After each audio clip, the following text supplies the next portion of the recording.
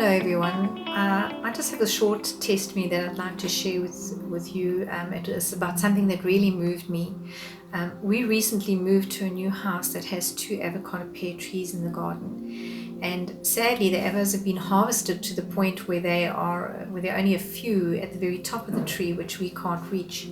So every now and again an avo ripens to the point where it falls to the soft ground under the tree, but on its way down it hits the branches and it gets bruised and split, and some of them are quite badly damaged. But if left lying on the soil, the cracks and the damage causes all sorts of insects and organisms to get easy access to the flesh. Of course, they rot. And at first, my husband and I disregarded those damaged ones as we saw them as lost causes. And then one day, my dear husband brought in an avo which was badly stung and split. To my dismay, he taped it up with insulation tape. Of course, he saw the potential that perhaps he could save this one. I must admit, I didn't hold up much hope. But each morning, I would feel it faithfully to see if it was a little ripe. And of course, one day, it was ready. Of course, I just still didn't hold up much hope as I unwound about a meter of red insulation tape. But as I cut it open, I was greeted with the most perfect flesh. And even the pip was perfect. Naturally, I had to cut away the 5% odd portion of discolored flesh where the fruit had split. But we got to enjoy the remaining 95 to our absolute delight. We were so excited after that we picked up almost every avocado pear, no matter how badly stung or bruised it was. And surprisingly, we managed to rescue and enjoy quite a few of them that way.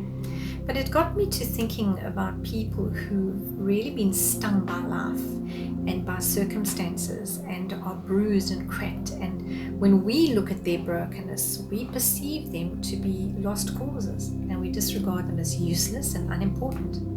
But God sees our potential no matter how bruised and broken and stung we are. He never disregards any broken person as a lost cause.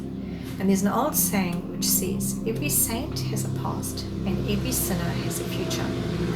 So we should not disregard people because of their brokenness. I'm reminded of what King David said in Psalm 34 verse 18. The Lord is close to the brokenhearted and saves those who are crushed in spirit. And in Psalm 147 we see God's nature revealed in verse 3.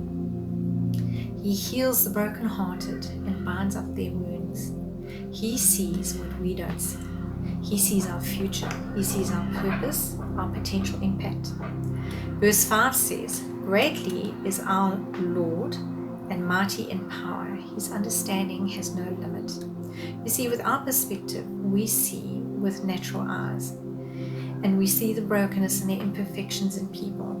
But from God's perspective, He sees with spiritual eyes. He sees the inner perfection, our inner beauty, our potential, no matter how big or no matter how small, no matter how broken or crushed we are. God meets us in awe of our perfection. I trust that this testimony is meaningful to you. God bless, and thanks for listening.